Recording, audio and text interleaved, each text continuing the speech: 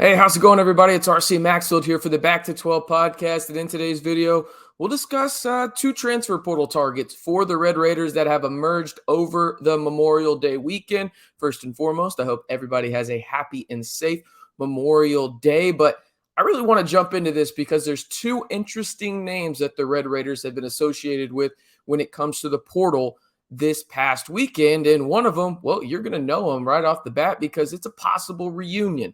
It is Mylik Wilson, the guy that transferred to Houston. He has now entered the portal once again, and Texas Tech has been connected to him. Now, as we know, Mylik did transfer to Houston. He redshirted last season and still has 2 years of eligibility remaining when it comes down to it. And now Mylik is a really solid defender, really like what he brings on that side of the floor, but offensively, he's limited. And to be totally honest with you, when I heard this name brought up by multiple people closer to the program, I was kind of surprised. I thought Texas Tech would definitely use those two remaining scholarships on guys that could be, potentially wing guys, maybe even another big.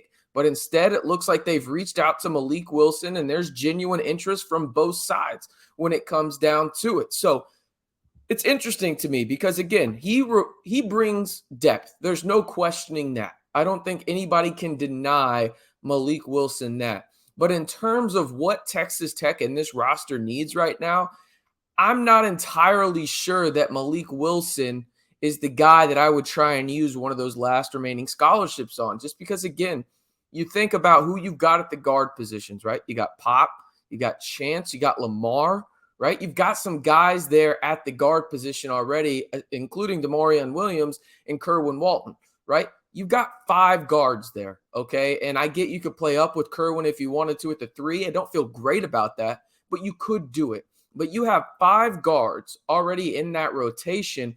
I'm not sure that Mylik, and this is not a knock on him, it's just how the current roster is constructed, would be a worthwhile add right now. That's just my opinion on it. Really solid player, but at best, he's your 4th guard, right? Like, realistically, he's your 4th guard, and you need some depth like that. But I'm not sure that's where I would go in terms of one of these two remaining scholarships. It's interesting to me. I want to kind of hear y'all's thoughts on this. Let me know down in the comments your one word to Mylik Wilson potentially returning back to Texas Tech. Again, just one word reaction to hearing that news. Let me know down below. All right, let's get to the transfer portal that Texas Tech doesn't have a prior relationship with. Instead, they're reaching out to a guy that I really like. And if you listen to me during March Madness, I had one team that I was quote unquote infatuated with, if I'm being completely honest with you.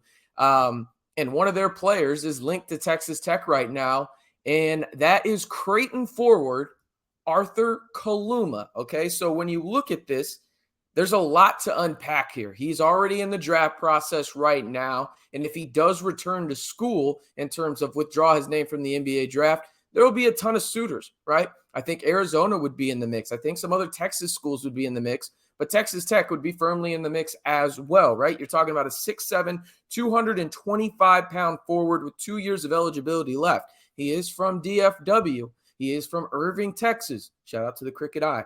Right there. And he averaged 11.8 points per game, 6 rebounds, 1.6 assists last year as a true sophomore for the Blue Jays up in Omaha. He also averaged a combined 1.1 block and steal per game, right? And he scored 18 points, if you remember, against Texas Tech out in Maui, okay? He's a slashing wing, and we'll have a scouting report here in just a second. And I think he would fit really well for the Red Raiders. Now, he entered the portal, as I mentioned, and is in the NBA draft process. So he would have to withdraw his name, come back to school, and it kind of feels like that is what would happen, right, with Arthur Kaluma. But this is kind of the scouting report. And personally, right now, in terms of the names that I've heard linked to Texas Tech, he is by far my favorite one in terms of being an impact player. So let's get down to the scouting report for him, and going to be looking at my notes, making sure we get this right for you guys. But let me know. You see his stats on that bottom line below. Let me know what you guys are thinking about this, because I think it'd be a quality ad, but let's get to the scouting report. All right.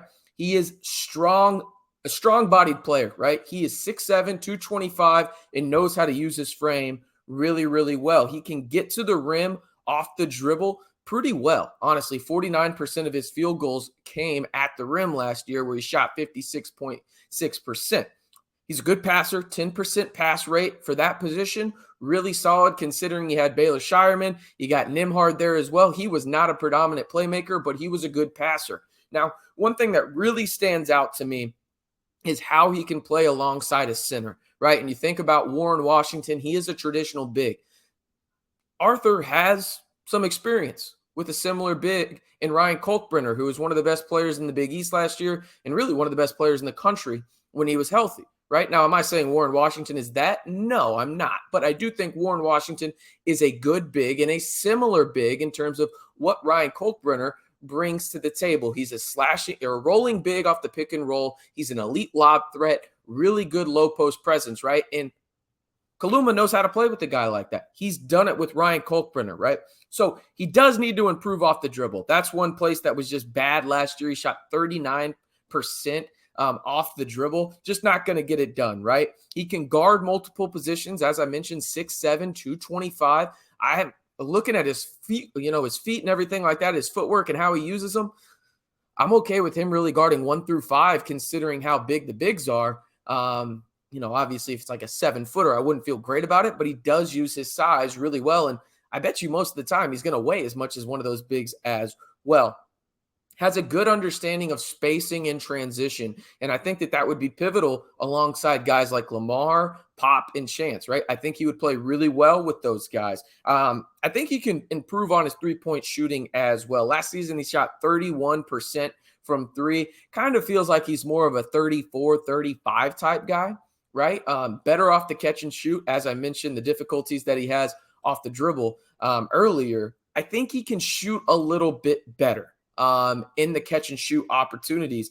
Good active hands defensively. Again, can guard 1 through 5, in my opinion. Feel a lot better with him guarding 3 through 5. If he needs to go down and guard on the perimeter, he can, though. And that's something that's very interesting because he can use his length, his footwork is good, and he has really active hands. He's not afraid to be physical in the paint, and he shows it on both ends. He is not afraid to use that 6'7", 225-pound frame, right? Just a really solid all-around player. And I mentioned how I was kind of infatuated with Creighton last year when it came down to the NCAA tournament. He was a big reason why, because he was a guy that wasn't the dude per se, but he allowed those guys around him to be much better with his skill set.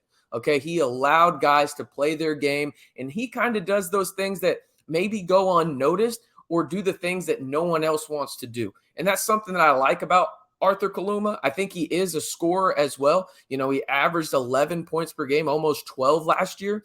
I think he can probably go up a step as well, probably in that 14.5 range, right, in the Big 12. If Texas Tech can get him, they need to get him. He is an instant plug-and-play guy, in my opinion. Obviously, a lot of schools in the country will be after him, but I think Texas Tech would be firmly in the mix if Arthur is serious about coming back to the Lone Star State, because you look at the rosters and the construction in the state right now, you think about it, there's not a lot of teams that need something like him, right?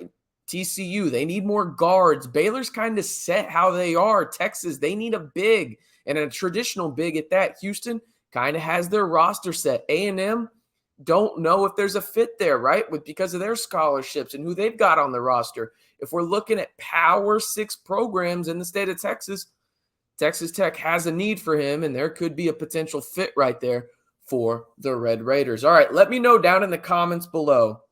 Just simple Y for yes, N for no. Would you want Texas Tech to land Arthur Kaluma in the transfer portal? Again, you're seeing his stats down on the lower bar right now. The forward transfer from Creighton, he averaged 11.8 points per game, 6 rebounds, and 1.6 assists last year up in Omaha. Let me know on that. And then, hey, a possible return maybe for Mylik Wilson?